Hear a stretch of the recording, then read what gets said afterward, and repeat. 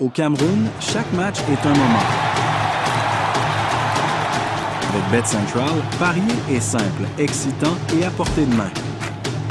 Grand championnat, grand match, paiement fiable. De ton téléphone directement sur ton Momo. Parce que quand le jeu nous fait vibrer, on vibre avec lui. Rejoins l'action dès aujourd'hui. Visite BetCentral, pense M. BetCentral, gagnez plus.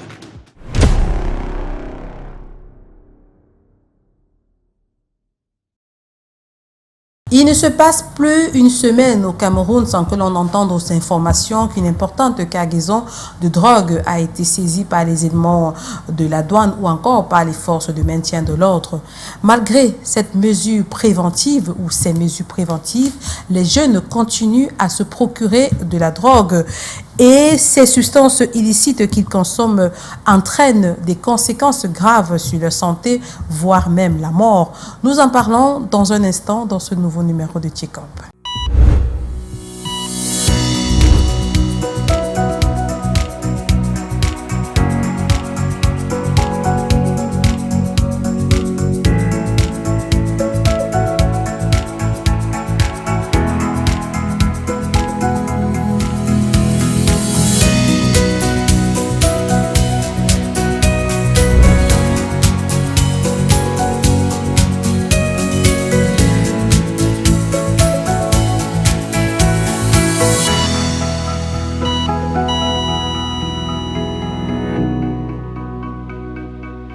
Bonsoir à tous, ravi de vous retrouver pour cette nouvelle année et pour cette nouvelle édition de votre magazine de la santé qui ce soir est consacrée à l'impact des drogues sur la santé.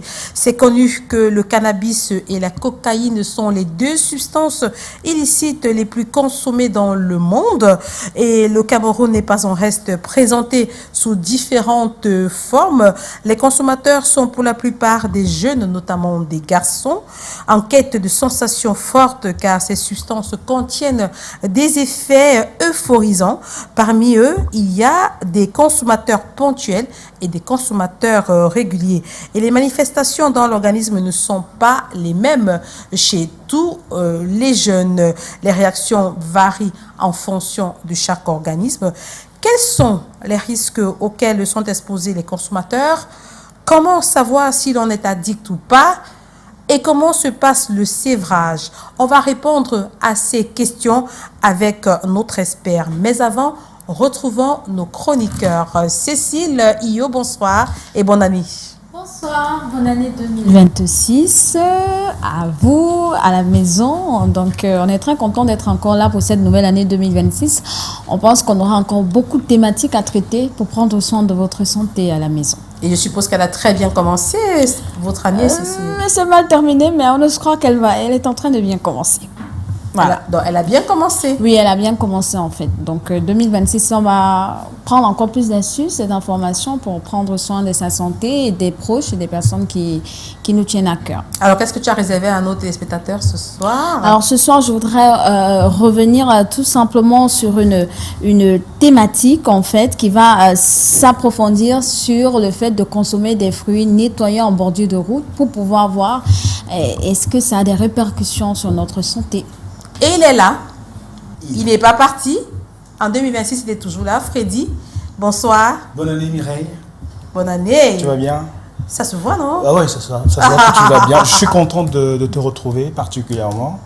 Ça faisait longtemps, on s'est pas vu, vous m'avez manqué. Bonne année également à toi, Cécile. Bonne année aux millions de téléspectateurs de Canal 2 International. Alors, je mets le pied tout droit dans le plat pour vous dire que je vais aller du côté de la Tunisie tout à l'heure pour retrouver cette première chirurgie rénale réalisée par un robot. C'est l'innovation scientifique et on n'a pas commencé par le Cameroun pour cette année 2026.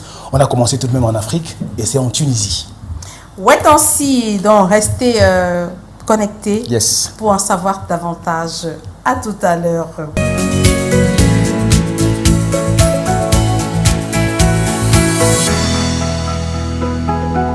Alors, chers téléspectateurs, nous vous proposons ce soir quelques informations qui ont marqué l'actualité sanitaire au Cameroun cette semaine. Elisabeth a fait le choix pour vous Bonsoir Elisabeth. Bonsoir Mireille, bonsoir à tous les téléspectateurs de Check-up. C'est une année 2026 qui commence par une alerte de santé.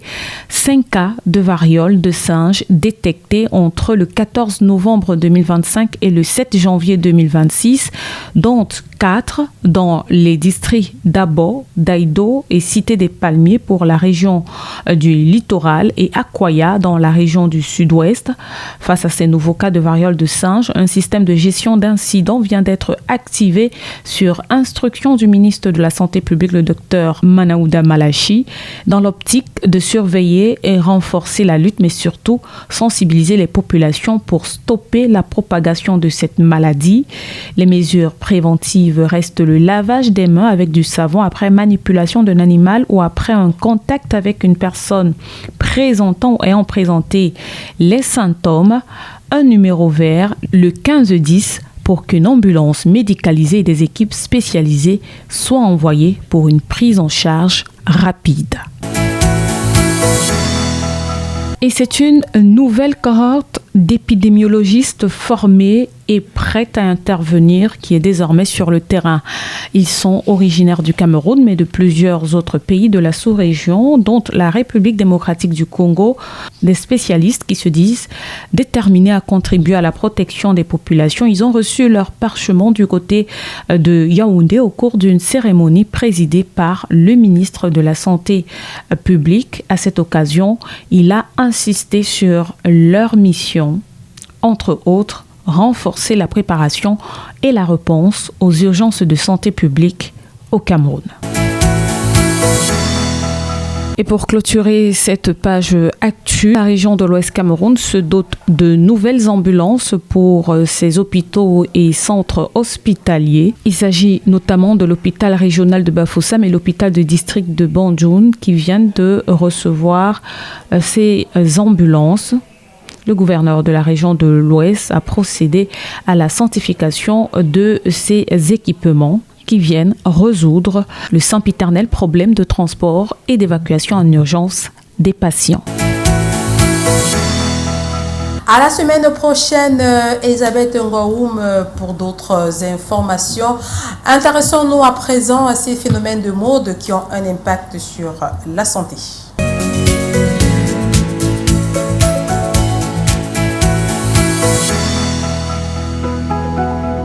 Cécile, rebonsoir. Rebonsoir Mireille. Oui.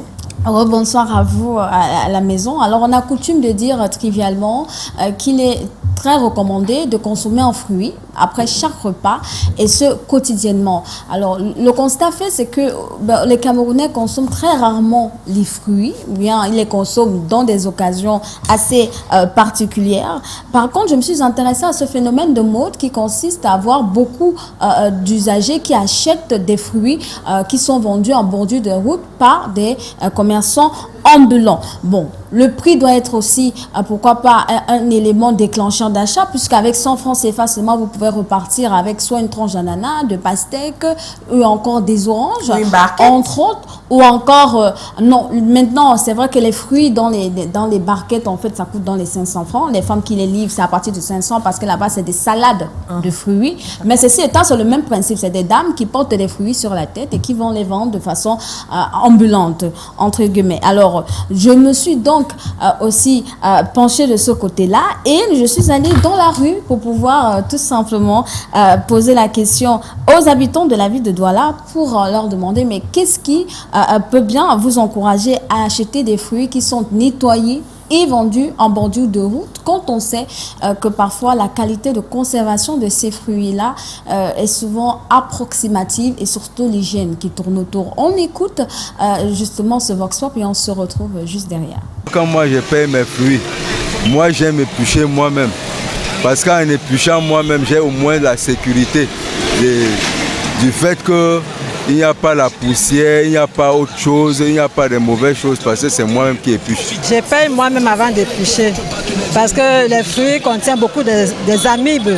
J'aime acheter avant d'aller laver éplucher. Parce que déjà éplucher, exposer là, il y a les mouches, parfois c'est pas bien. Je me dis que quand on achète étant épluché là, bon, on ne sait pas les mains, comment on a traité ça et si la personne est propre ou pas. Donc je préfère les éplucher moi-même. J'aime acheter mes fruits quand ce n'est pas encore découpé parce que j'ai l'habitude de prendre mes fruits et les laver de moi-même.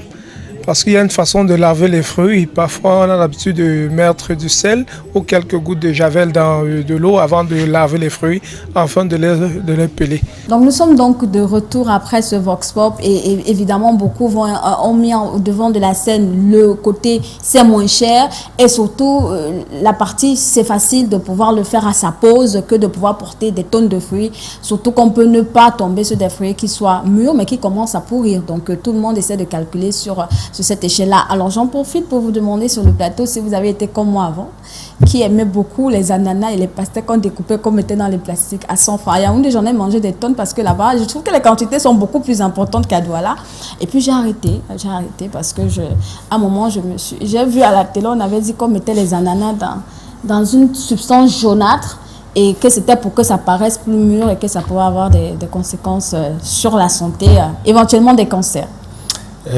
Cécile, j'ai la tête vraiment, je suis malheureux de savoir que l'émission que tu as regardée pour que ça te sensibilise, j'ai pas regardé la même émission. Tu l'as pas vue? J'ai pas regardé la même émission parce qu'en réalité, pas plus tard que ce matin, je prenais des fruits dans les rues et j'étais très content de savoir que au-delà d'un fruit, j'allais jusqu'à 2, 3, 4 fruits et légumes et je suis allé jusqu'à prendre les ananas. Et ces ananas étaient d'ailleurs très très sucrés et c'était également jaune. C'était très bien jaune d'ailleurs. Et maintenant que tu parles, et tu as parlé d'une coloration jaunâtre, je me suis dit, ok, peut-être ces ananas-là, ou encore cet ananas, on l'a trempé dans ce produit-là. Je comprends finalement que j'ai peut-être des cellules cancéreuses. Ah bah, après, moi, je pense que... moi, je ne l'ai jamais fait. Il faut faire attention. Moi, je ne l'ai jamais fait, acheter des fruits dans la rue. Déjà, des fruits déjà pelés, nettoyés, non. Parce que... moi, je mets en avant l'aspect hygiène, tu l'as dit, parce que ces messieurs, ils ont des plastiques entre les mains, parfois d'autres n'en ont pas. Oui. Il faut les fruits d'abord, de manière naturelle, sont très délicats. Vous pouvez avoir une intoxication alimentaire parce que vous avez consommé un fruit déjà qui a été mal conservé. Maintenant, s'il est mal emballé, mal nettoyé, mal lavé, parce que c'est pour on insiste souvent bien laver les légumes, bien laver les fruits, parce qu'à la base, d'abord, les fruits seuls.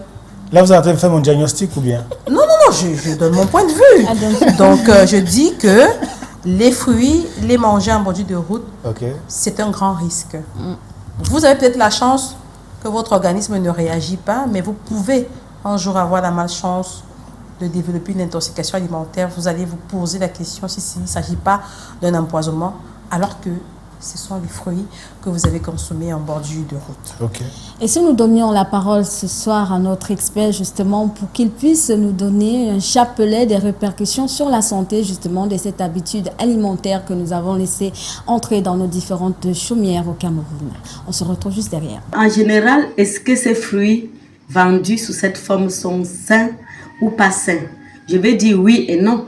Maintenant, oui, si les précautions ont été prises pour bien laver les fruits, pour les débarrasser peut-être des microbes ou bien pour les débarrasser des excès de produits de traitement avant de les peler. Et après la pelure, les fruits ont été véritablement conservés, soit dans des papiers nylon qu'on a pris la précaution de ne pas contaminer. Si ceci a été respecté, on peut dire que ces fruits-là sont sains. Et maintenant, dans le cas contraire, si les fruits n'ont pas été bien lavés et que peut-être même si les fruits ont été lavés, les récipients n'ont pas aussi été bien lavés, les fruits peuvent être contaminés. Et dans ce cas, quel est le risque qu'on encourt? On peut être contaminé par les germes, par les microbes, comme même parfois le choléra.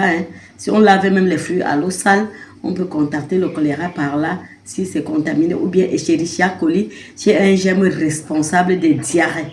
Donc, en général, si on ne traite pas bien les fruits, même à la maison, on peut s'exposer à ces germes-là. Mais maintenant, on peut bien laver les fruits, mais nous-mêmes, nous pouvons les contaminer si nous n'avons pas bien lavé les mains, si nous n'avons pas respecté les mesures d'hygiène. Ou alors si les récipients dans lesquels nous plaçons les fruits ne sont pas protégés. Ou alors nous marchons en bordure de route, nous exposons les fruits à l'air.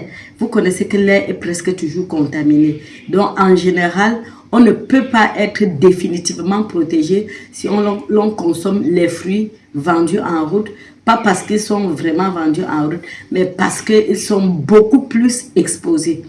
Ce que nous devons faire comme solution, nous devons acheter nos fruits nous-mêmes et les laver proprement. Laver parfois même certains fruits au savon et les rincer. Parfois laver dans de l'eau au bicarbonate pour éliminer un maximum de germes et un maximum de résidus de produits toxiques. Vous avez donc vu la panoplie d'infections, pourquoi pas de maladies que vous pouvez tout simplement pouvoir, on va dire, attraper en consommant des fruits qui n'ont pas été bien nettoyés, bien conservés, entre autres. Et donc, au-delà de ça, moi, je voudrais juste vous dire qu'il en ressort personnellement que la consommation de fruits, c'est bien pour la santé, pour le côté, ce que ça va apporter comme bienfait à votre organisme, mais cela doit être sujet à des précautions pour ne pas exposer votre capital santé. D'accord. Merci Cécile.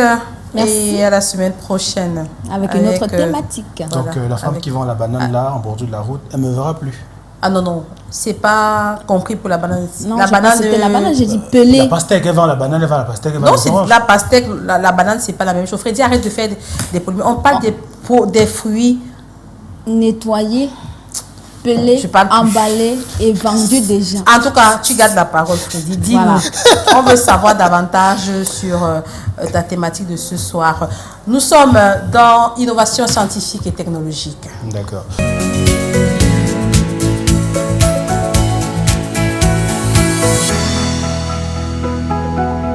Roulement de tambour, innovation scientifique et technologique. Tout droit, on va du côté de la Tunisie pour justement vous parler de cette toute nouvelle chirurgie rénale assistée par robot. C'est le 16 décembre dernier que l'hôpital universitaire Charles Nicolle a franchi une étape historique dans la médecine tunisienne en réalisant la toute première ablation rénale par chirurgie robotisée sur le territoire. L'équipe de chirurgie qui a mené justement cette intervention l'a réalisée avec un franc succès. Cette transplantation s'est réalisée sous la supervision du professeur Riyad Ben Slama et la professeure Ala Djabri qui, elle, supervise l'équipe d'anesthésie et de réanimation. Cette procédure a aussi sollicité l'expertise d'un chirurgien robotique venu de Corée du Sud ainsi que du soutien des cadres médicaux et paramédicaux de l'hôpital de Tunisie. Un exploit qui, du moins, a bénéficié des efforts conjugués de plusieurs membres du corps médical. Cette innovation de pointe offre une précision accrue, une intervention moins invasive. Donc, quand on parle de moins invasive, vous comprenez très bien qu'on n'a pas besoin d'ouvrir tout l'organisme humain pour justement faire le traitement. Un risque de complications réduit. On parle également aussi d'un phénomène ambulatoire. On l'a évoqué également. Et une récupération plus rapide pour le patient. Une avancée majeure qui témoigne de l'essor dans le domaine de la chirurgie de précision en Tunisie. On se demande bien à quand pour le Cameroun. Cette réussite réaffirme et consolide l'importance de l'investissement dans les compétences et la technologie pour améliorer les soins et la santé des citoyens. Alors, c'est une bonne nouvelle pour les Tunisiens qui aujourd'hui peuvent trouver solution à leurs différentes maladies. Et comme je disais tout à l'heure, il faut bien compris pour que les ingénieurs camerounais ou encore les professeurs camerounais expérimentent cette situation ou encore cette chirurgie robotisée dans notre beau pays. Voilà Freddy, voilà qui est clair pour nous ici sur ce plateau et pour nos téléspectateurs également. Place à présent à l'incursion.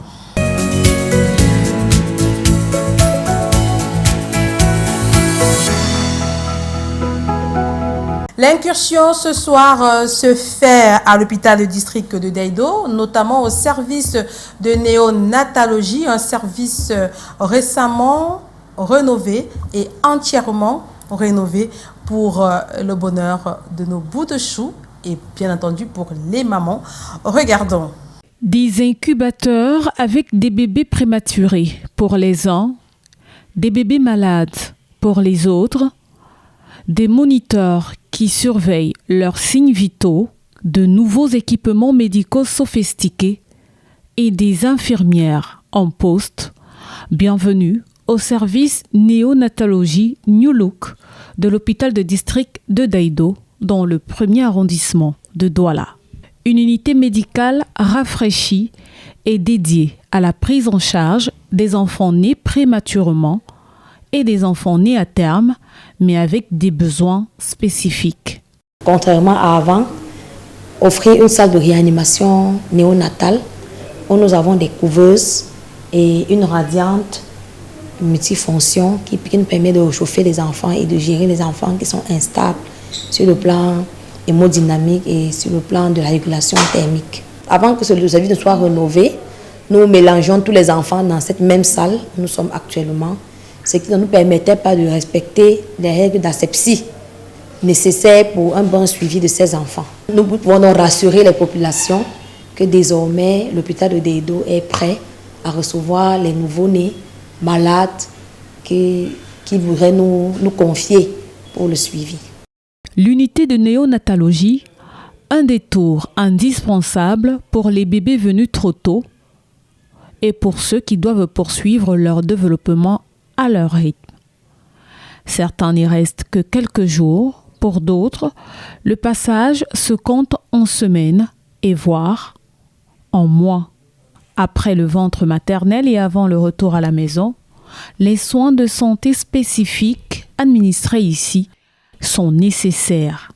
À l'hôpital de district de Daido, la capacité d'accueil a augmenté. On est passé de 2 à 8 couveuses dans un environnement chaleureux et surtout sécurisé. Pour l'instant, nous avons une amélioration au niveau de la qualité du service. Nous avons de nouvelles machines, de nouvelles couveuses qui sont là, avec lesquelles on peut prendre beaucoup plus de bébés. Nous avons également des appareils. Nous avons une nouvelle radiante. Nous avons plus de pères et bébés. Avant, nous avions 2 couveuses fonctionnelles avec une seule lampe de photothérapie. Actuellement, nous avons 8 couveuses fonctionnelles, une table radiante et nous avons 3 postes de photothérapie. L'équipe multidisciplinaire est composée d'infirmières spécialisées dans la santé infantile, des pédiatres, mais aussi d'autres spécialistes disponibles 24 heures sur 24 selon l'évolution du nouveau-né en observation. Chaque jour, 24 sur 24, nous avons des infirmières qui sont toujours présentes dans le service, qui veillent sur les enfants, qui dispensent les soins qui ont été prescrits par les médecins.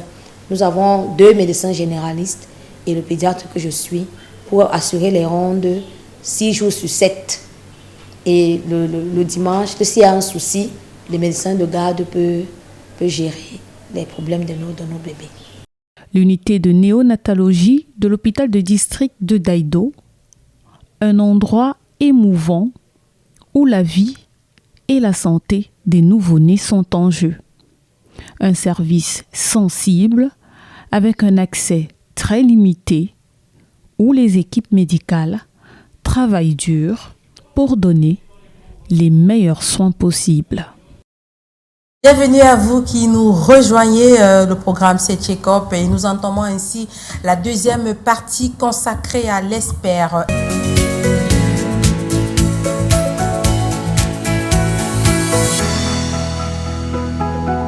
Notre expert est déjà sur ce plateau. Il s'agit du professeur Herero Djengwe. Professeur, bonsoir et bienvenue sur le plateau de Check-up. Bonsoir Mireille et merci pour votre invitation. Alors, notre invité ce soir est un psychopathologiste, psychothérapeute, psychologue clinicien, enseignant, chercheur à la faculté de médecine de Douala, chef service du centre de prise en charge personnalisée de l'hôpital La Quintini de Douala.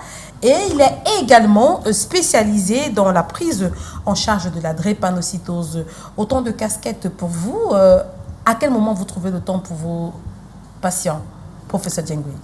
Merci pour la question, mais l'apprentissage est permanent et peut-être que d'autres casquettes viendront. Oui, alors, je voudrais savoir, est-ce qu'aujourd'hui, le nombre de consultations va croissant ou décroissant?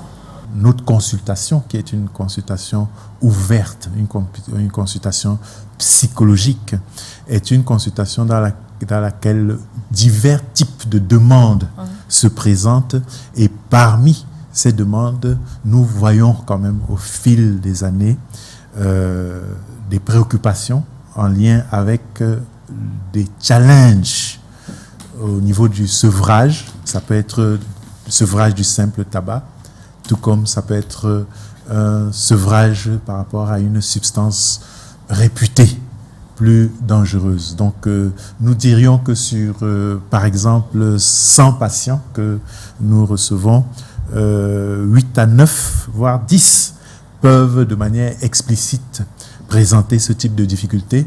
Mais pour ceux qui ne la présentent pas de manière explicite, quelquefois, au décours de la prise en charge, on se rend compte qu'il y a des habitudes de consommation qui ont une valeur que nous pourrons qualifier d'antalgique ou anxiolytique, c'est-à-dire que ces personnes en difficulté recourent à certaines substances pour que ça leur serve un peu de médicament ou de calmant. Alors, il faut que je le précise avec vous ce soir. Notre thématique est axée sur l'impact de la consommation des drogues sur la santé. Donc, si je comprends bien, professeur Djengwe, c'est qu'aujourd'hui, on est en nette augmentation en ce qui concerne les consultations liées aux consommations des substances ou des stupéfiants. Donc, ça veut dire que de plus en plus, et ça se ressent même dans la société, les jeunes, ou alors pas seulement les jeunes, est-ce que c'est seulement les jeunes qui consomment?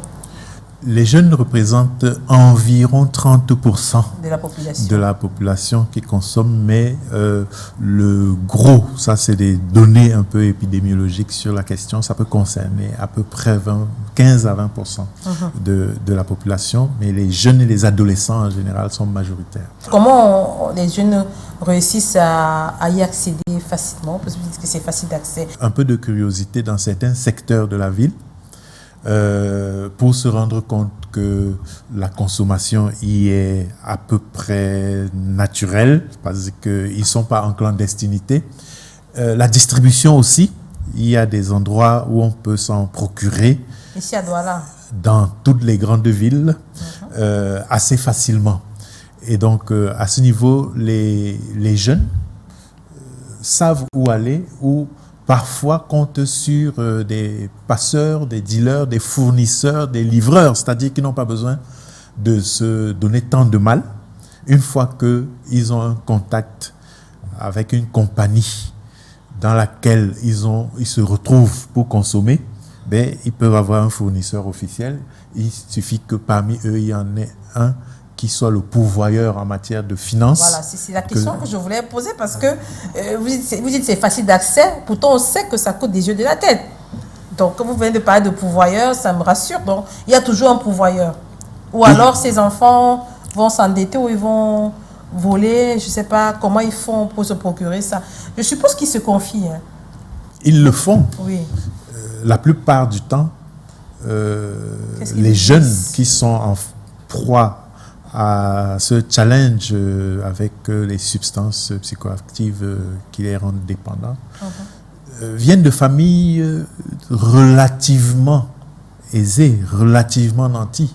C'est-à-dire que la question de l'argent de poche, par exemple, ça n'est pas un stress particulier. Et donc, c'est la destination de cet argent de poche qui va être différente. Plutôt que de s'en servir pour ce qui est prévu par les parents, ben, ça peut prendre une autre direction. Je veux savoir, quand vous discutez avec ces jeunes, ils vous disent concrètement qu'ils utilisent ça pourquoi? C'est quoi la raison fondamentale pour ceux que vous avez rencontrés? C'est une solution malheureuse à un véritable malheur, qui est donc la détresse. La détresse dont ils essayent de s'affranchir.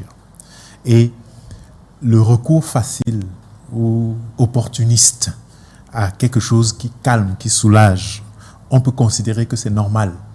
Parce que quand vous avez une douleur, le réflexe, c'est de faire quelque chose, n'est-ce pas?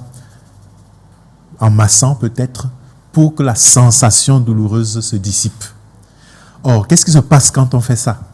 On active le système nerveux qui, par ce massage, promeut des sécrétions de ce qu'on appelle les endorphines, c'est-à-dire des antalgiques naturels, pour que l'on ressente quelque chose de plus acceptable, plus tolérable, un apaisement.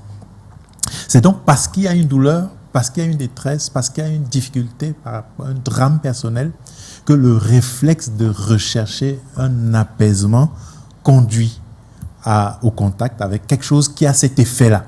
Ça, c'est la première chose. Est-ce qu'il y a vraiment apaisement? D'ailleurs, s'il y a dépendance, s'il y a une dépendance, c'est parce que les premières expériences ont conduit à cet apaisement. Et du coup, ça déclenche le but au moment où on y va. Ce n'est pas le futur, c'est le présent. C'est ici et maintenant. Quand je prends ça, qu'est-ce que ça me procure comme sensation? Et quand j'aurai eu ça, ça me donne, ça confirme mon hypothèse. Ça m'a rendu le service que j'en attendais. Le problème, c'est que ça peut ne pas durer, cette tranquillité. Comme et donc, quand le mal-être va remonter, la mémoire me rappelle comment j'ai fait la fois précédente pour retrouver la tranquillité. Donc, il faut répéter. C'est pour ça que c'est un rituel dans le comportement. Et on va voir des gens avec une certaine fréquence bien contrôlée qui se procurent leur substance ou qui, un nombre de fois par jour, vont se retirer du groupe pour aller. Donc, c'est ça l'addiction, avec maintenant des formes de dépendance dont la sévérité peut être plus ou moins importante. Alors, professeur Herrero, je vais vous inviter à regarder, qu'on regarde ensemble cette vidéo pour comprendre ce qui se passe dans l'organisme d'une personne qui consomme ces substances psychoactives-là. Quels sont les effets du cannabis sur ton cerveau? Dans la plante, on trouve une molécule très spéciale, le THC. Qu'est-ce qu'elle a de particulier? Elle ressemble beaucoup à une autre molécule, produite naturellement dans ton corps, l'anandamide. Le but de l'anandamide est de rééquilibrer chimiquement ton cerveau. Ça combat le stress, la douleur et même la faim. Normalement, la molécule agit très rapidement, puis disparaît. Mais qu'est-ce qui se passerait si on prolongeait son temps d'action? L'anandamide vous ralentirait, un lourd sentiment d'apaisement. Ouais, exactement comme le THC. En fait, votre cerveau marche comme avec des clés et des serrures. À l'extrémité de vos neurones, vous avez une immense surface pleine de récepteurs qui activent plein de choses différentes. Si vous avez la bonne clé, vous testez quelques serrures et vous finirez par trouver la bonne. Ça active le signal et donc produit l'effet. Il se trouve que le THC peut ouvrir le récepteur de l'anandamide, mais la clé reste coincée plus longtemps que prévu, le signal est envoyé en permanence. Outre le fait que vous soyez height, ça va avoir un deuxième effet. Chambouler la balance entre glutamate et GABA. C'est quoi encore ces deux molécules? Voyez-les comme des feux de signalisation. Le glutamate, c'est le feu vert, il active vos neurones. Le GABA, lui, les freine, il permet de calmer ceux qui sont trop excités. Il faut une balance entre les deux, surtout dans les régions de votre cerveau qui produisent la dopamine, la molécule de la récompense. Une sensation de plaisir, de travail bien fait, vous faisant croire que c'est bon pour vous. Le THC ne va pas directement agir là-dessus, mais plutôt ralentir la production de GABA. Le feu rouge disparaît, la production de dopamine n'a plus aucun frein. Les robinets sont grands ouverts, vous vous noyez dans la dopamine, le plaisir. Oui, mais au bout d'un moment, il y aura plus de dopamine dans la réserve, non? Alors l'effet s'arrêtera? Pas exactement. Tant qu'il y a du THC, vos neurones ne seront jamais à court de dopamine. Tu en produis à l'infini. Juste qu'à force de sursolliciter vos neurones, votre cerveau va s'autoréguler et va détruire des récepteurs à dopamine.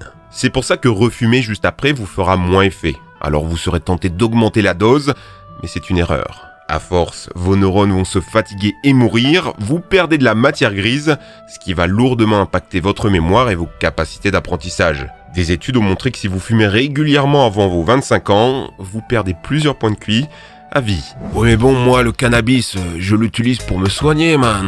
Alors déjà, si tu as l'impression que fumer te fait du bien, c'est parce que tu es trompé par cette dopamine artificielle. Et plus concrètement, ce n'est pas le THC qui te soigne, mais plusieurs autres molécules, dont le CBD. Il y a plusieurs études qui montrent ses bénéfices, et c'est légal. Mais attends, le THC et le CBD, les deux molécules se ressemblent beaucoup, non? En fait, il suffit d'une petite différence d'un atome, et la clé ne rentre plus dans la serrure. L'action du CBD, c'est plutôt d'empêcher la dégradation de l'anandamide, et comme elle a des effets plus courts et moins puissants que le THC, on n'a pas l'effet height et nocif. Attention par contre, qu'importe ce que vous fumez, ça sera nocif pour vos poumons. Après avoir regardé cette vidéo, professeur Herero Djengwe, dites-nous quel est le message de fond. Qu'est-ce qu'on retient concrètement?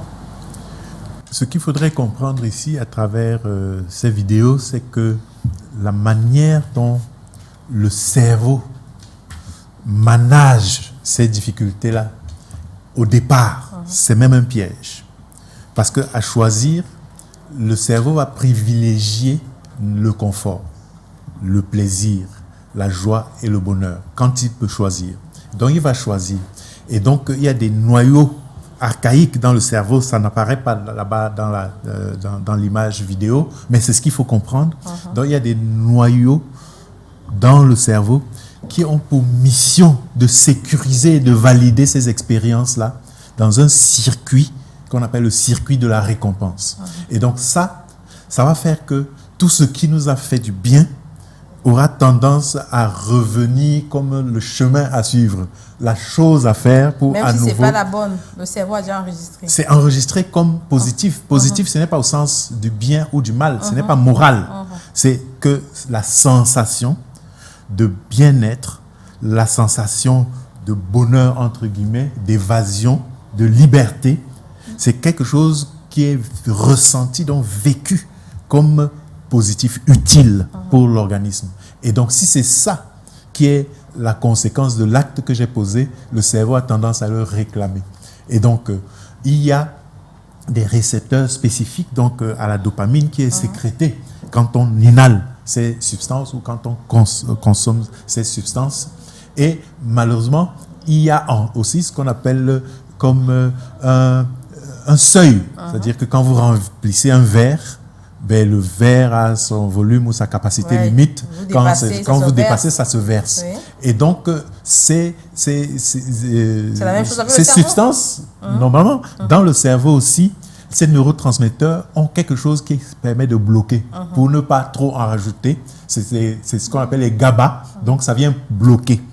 Malheureusement, il y a un piège qui va se passer et c'est pour ça qui va se produire et c'est pour ça que finalement, c'est un peu comme si on a enlevé le verrou, n'est-ce pas? Quand on a dit que c'est 2 centilitres.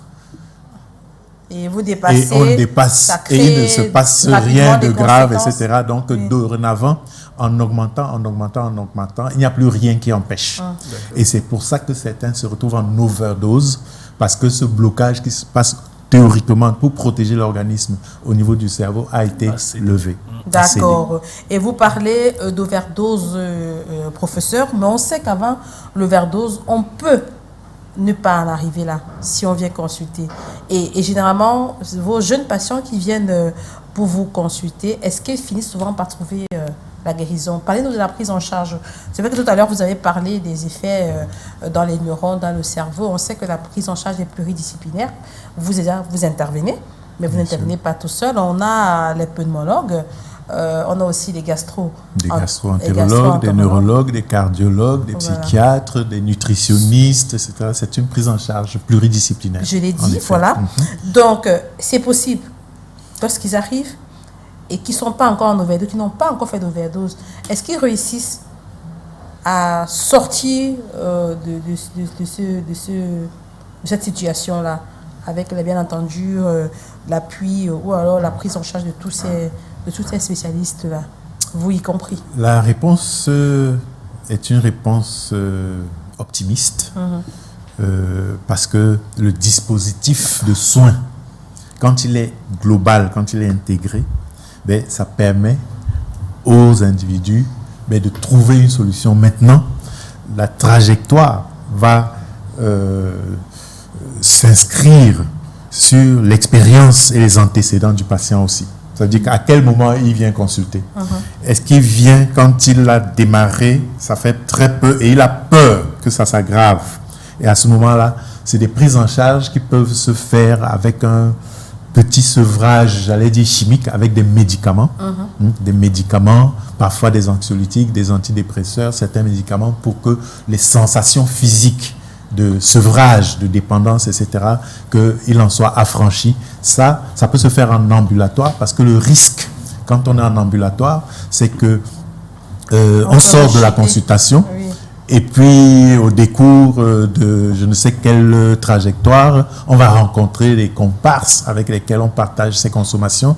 Et donc, le risque de rechute est élevé. Donc, quand c'est un niveau de dépendance qui est faible, on peut le faire en ambulatoire. D'accord. Mais quand c'est avancé, et donc la prise en charge passe donc par une évaluation initiale, il faut situer, n'est-ce pas, le degré, la sévérité et la chronicité du problème pour le patient, pour pouvoir valider la modalité de prise en charge. Est-ce que ça va être en ambulatoire ou alors est-ce qu'on va l'hospitaliser? Et donc quand on va l'hospitaliser, ben, ça le sécurise, on va donner le traitement chimique, donc par rapport à tout ça. On va aussi s'organiser pour que ce qui se passe assez souvent avec les personnes qui ont cette addiction, c'est-à-dire que leur appétence pour la consommation classique, ils ont perdu, par exemple, la discipline de se nourrir, de prendre 3 repas par jour, parce que les substances font que la sensation de faim qui fait perdre du temps, n'est-ce pas, à certains, mais avec la substance, il n'est pas dérangé par cette sensation-là. Donc, on va le rééduquer sur le plan nutritionnel pendant l'hospitalisation. Est-ce que finalement, il y a des personnes qui réussissent à sortir de là pour toujours dans votre patientèle? Heureusement, parce que si ce n'était pas le cas, il faudrait interdire ce métier.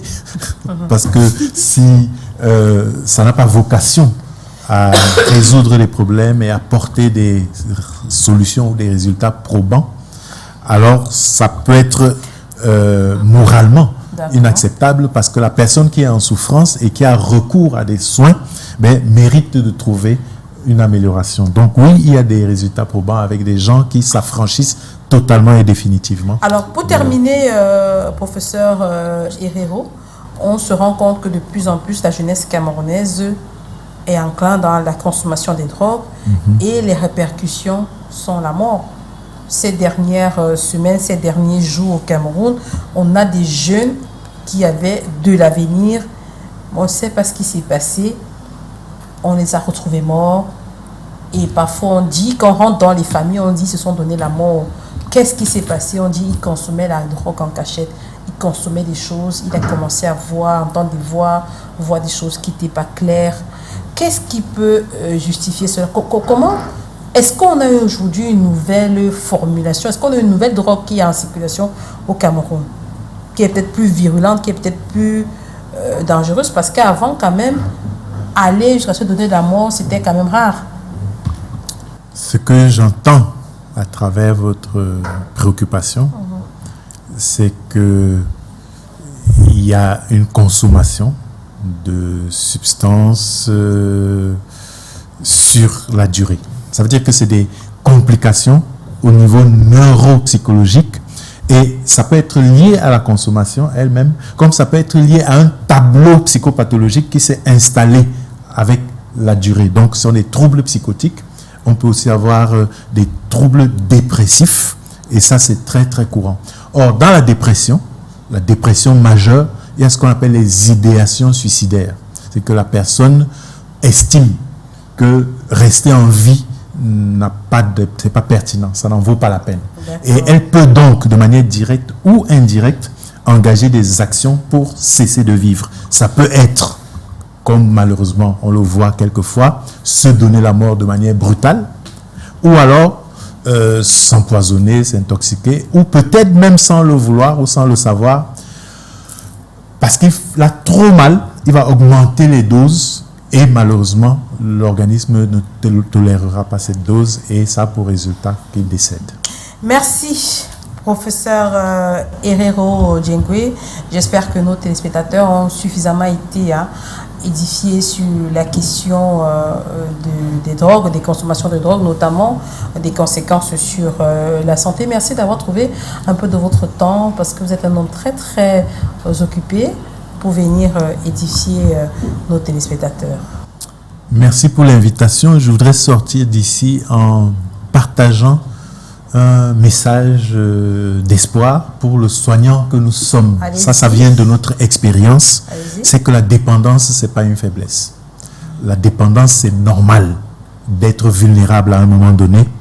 Et quand on est dans cet état-là, on va considérer que ce n'est pas différent d'un diabète, ce n'est pas différent d'une autre pathologie organique, sachant que pour ces pathologies-là, quand on a une prise en charge, un suivi adéquat, on a une qualité de vie et un fonctionnement satisfaisant. Donc, tous ceux qui sont confrontés à ces difficultés et peut-être qui sont dans un registre de dépendance dans lequel ils croient ne pas pouvoir se relever, ben, qu'ils se fassent aider parce que l'entourage est très important là-dedans, familial, amical, qu'ils soient encouragés à aller consulter parce qu'on a des équipes qui sont formées, peut-être que pas, on n'a pas tout ce qu'il faudrait pour ça, et on va continuer à former des gens pour accueillir ces besoins-là. Merci pour ce message, professeur Herrero. Mesdames, Messieurs, c'est sur ce que s'achève cet autre numéro de votre magazine de la santé Check-up. Nous espérons que vous avez été suffisamment informés ce soir. Si ce n'est pas le cas, vous pouvez nous faire part de vos préoccupations au numéro de téléphone qui s'affiche au bas de vos écrans ou encore via nos différents réseaux sociaux. N'oubliez pas qu'avec Check-up, la santé n'est plus un tabou. Quant à nous, nous vous retrouvons la semaine prochaine avec d'autres thématiques à aborder. Restez en compagnie des programmes du Canada International qui se poursuivent. Au revoir Freddy. Au revoir, on va dire Yayato, comme ils appellent au quartier. Au revoir Cécile. Au revoir.